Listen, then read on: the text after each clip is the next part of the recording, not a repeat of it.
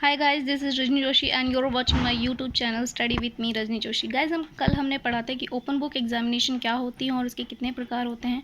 आज हम पढ़ेंगे कि खुली पुस्तक परीक्षा के प्रभाव क्या हैं और उसके निहितार्थ क्या हैं। तो देखिए, खुली पुस्तक परीक्षा के प्रभाव और निहितार्थ, इसको सबसे पहले हम 3 स्तरों पर पढ़ सकते हैं: शिक्षक और उसके शिक्षण पर प्रभाव, अधिगमकर्ता और उसके अधिगम पर प्रभाव, और परीक्षा में पूछे गए प्रश्नों पर इसका क्या प्रभाव पड़ेगा, किस तरह का इसमें क्वेश्चंस आएंगे, वो किस तरह के इसमें इनका क्या प्रभाव पड़ेगा इस पर, देखिए इम्पैक्ट होगा इसका। तो देखिए सबसे पहले कि अध्यापक की भूमिका में बदलाव आएगा। वह मात्र ज्ञान या सूचना का प्रदाता न, एक पथ प्रदर्शक, सलाहकार, प्रशिक्षण और सहायक के रूप में कार्य करेगा, ताकि वह विद्यार्थियों को स्वयं ज्ञान का सृजन और उनकी मानसिक शक्तियों का उपयोगी ढंग से काम में लाने में मदद कर सके। नंबर 2, अध्यापक को अब परंपरागत शिक्षण की तुलना में विद्यार्थियों को खुली पुस्तक परीक्षा में पूछे गए प्रश्नों का उत्तर देने के लिए तैयार करने में अधिक परिश्रम करना पड़ेगा। नंबर 3, शिक्षक द्वारा प्रयोग में लाई जाने वाली शिक्षण विधियों, तकनीकों और व्यूह रचनाओं में अब काफ़ी परिवर्तन आएगा। अगर अब प्रत्यक्ष अनुभव प्रदान करने वाली विधियों जैसे व्याख्यान, प्रदर्शन तथा अन्य ऐसी विधियां जो मात्र सूचनाएं प्रदान कर रटने पर बल देती हैं, उनसे काम नहीं चलेगा। ऐसी शिक्षण विधियां और तकनीकें जैसे खोज विधि, समस्या समाधान विधि, परिचर्या विधि, सहयोग एवं सहकारिता, अधिगम विधि, प्रोजेक्ट और क्रिया केंद्रित उपागम तथा स्वाध्याय एवं अभिन्यास आधारित शिक्षण विधि आधारित कार्यक्रमों पर जोर दिया जाएगा, और इस तरह परिदृश्य व्यवहारवादी विचारधारा को अपनाने के स्थान पर संज्ञानात्मक और रचनात्मकतावादी शिक्षण अधिगम पर ध्यान केंद्रित हो जाएगा। तो देखिए बेसिकली क्या कहा जा रहा है कि इसके शिक्षक पर क्या प्रभाव पड़ेंगे और उनकी टेक्निक्स पर, जो उनकी स्ट्रेटजीज होती है उस पर क्या प्रभाव पड़ेगा। तो देखिए, अब जो शिक्षक है वो एक सिर्फ मतलब एक उसकी भूमिका में उसका जो रोल है वो काफ़ी बिल्कुल चेंज हो जाएगा। जैसा पहले होता था कि वो एक डिक्टेटर की तरह काम करता था, एक मतलब उसमें डोमिनेट वाला जो रोल होता था उसका, वो अब ख़त्म हो जाएगा। अब सिर्फ वो मेंटर के तौर पर, एक सलाहकार के तौर पर, एक ट्रेनर के तौर पर काम करेगा। अब उसका जो परंपरागत शिक्षण विधियाँ थी उनको वो भी छोड़नी पड़ेंगी। जैसे हम व्याख्यान विधि का यूज़ करते थे, प्रदर्शन विधि, डेमोन्स्ट्रेशन मेथड का यूज़ करते थे, तो अब इन सबको जो सिर्फ मात्र सूचनाएँ प्रदान करती हैं या सिर्फ रटने पर बल देती हैं, ऐसी विधियों को छोड़कर अब ऐसी विधियों पर ध्यान दिया जाएगा जिसमें बच्चों की क्रिएटिविटी बढ़ेगी, जिसमें उनकी ब्रेन स्ट्रॉमिंग होगी, जिससे उनकी क्रिटिकल थिंकिंग पावर बढ़ेगी।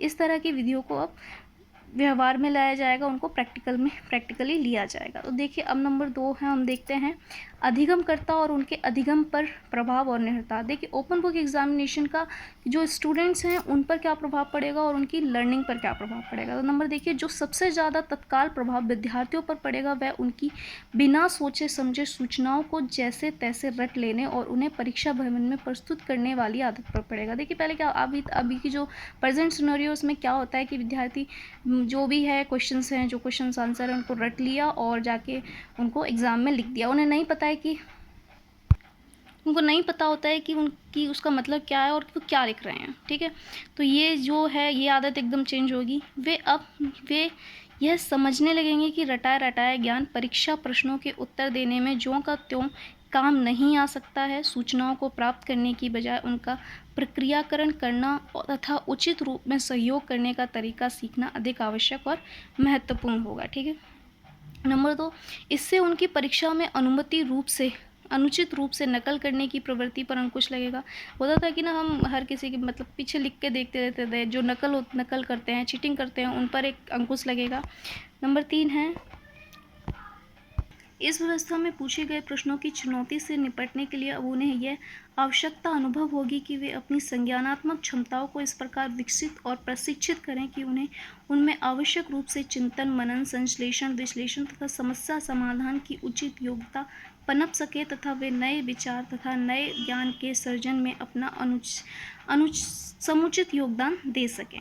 ठीक है, और अब देखिए सबसे ज़्यादा जो प्रभाव पड़ेगा वो पड़ेगा परीक्षा प्रश्नों के निर्माण पर। इसका क्या प्रभाव पड़ेगा ये देखते हैं। The impact over the framing of test questions, जो आज के टाइम के क्वेश्चंस हैं वो, और जो अब ओपन बुक एग्जामिनेशन होगी उसमें किस तरह के क्वेश्चन जो बनते हैं, क्वेश्चन फ्रेमिंग होती है, उस पर क्या प्रभाव पड़ेगा इसका। देखिए खुली पुस्तक परीक्षा पद्धति में जो प्रश्न पूछे जाएंगे उनके निर्माण में भी स्वाभाविक रूप से काफ़ी क्रांतिकारी परिवर्तन आएगा। अब ऐसे प्रश्न पूछने का कोई अर्थ नहीं रह जाएगा जैसे प्लासी का युद्ध कब हुआ था और किसके बीच हुआ था, सूर्य ग्रहण और चंद्र ग्रहण कैसे और कब होता है आदि। अगर ऐसे प्रश्न पूछे जाएंगे तो विद्यार्थियों को इनके उत्तर अपने साथ लाई गई पुस्तकों और नोट्स से आसानी से मिल जाएंगे। इसीलिए अब यहाँ परीक्षण निर्माणकर्ताओं को विशेष रूप से यह ध्यान रखना होगा कि उनके प्रश्नों का उद्देश्य रटे हुए पहले से ही दूसरों के द्वारा सर्जित ज्ञान की परीक्षा करना नहीं, बल्कि इस बात की जांच करना है कि जो विषय संबंधी ज्ञान विद्यार्थियों ने अपने स्वाध्ययन द्वारा ग्रहण किया है उसे वे किस सीमा तक, किस रूप में, किस तरह उपयोग करने में सक्षम है। उन्हें सूचनाओं को प्राप्त करने की अपेक्षा सूचनाओं का प्रक्रियाकरण करना कितनी अच्छी तरह से आता है, वे सामने आने वाली समस्याओं तथा उठाए जाने वाले मामलों का उपयुक्त समाधान ढूंढने में किस रूप में सक्षम है आदि। ये सब क्वेश्चन किस तरह के क्वेश्चंस पूछे जाएंगे और उनका मोटिव यही होगा कि विद्यार्थी जो हैं वो कितना सीख रहे हों और उनका कितना उपयोग कर सकते हैं। दूसरी बड़ी बात जो उन्हें प्रश्न निर्माण में ध्यान रखनी है कि प्रश्न ऐसे हों जिनके उत्तर वे अपने पास उपलब्ध सामग्री से ज्यों का त्यों ही नकल करके ना लिख सके। ठीक है, जैसे कि एकदम फैक्चुअल क्वेश्चंस नहीं पूछे जाएंगे, जैसे कि पूछ लिया और आपने सेम उसमें से देखा, लाइन टू लाइन उतार दिया, उसमें इस टाइप के क्वेश्चंस ना हों और इस तरह के क्वेश्चन ना पूछे जाएं। इस प्रकार से उपयुक्त सभी बातों को देखते हुए निष्कर्ष निकालने में कोई असुविधा नहीं होनी चाहिए कि वर्तमान में चल रही परीक्षा प्रणाली में अपेक्षित सुधार एवं परिवर्तन लाने हेतु खुली पुस्तक परीक्षा व्यवस्था को काफ़ी प्रभावशाली माना जा सकता है।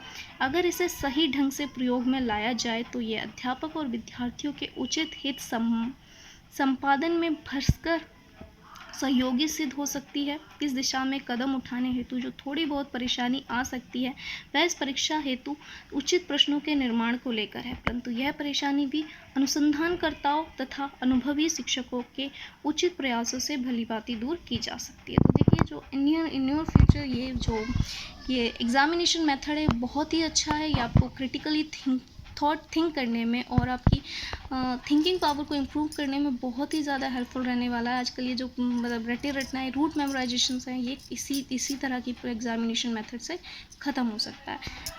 आपको ये कैसा लगा है? अगर अच्छा लगा हो तो please like, share and subscribe. और thank you for listening me. Thank you.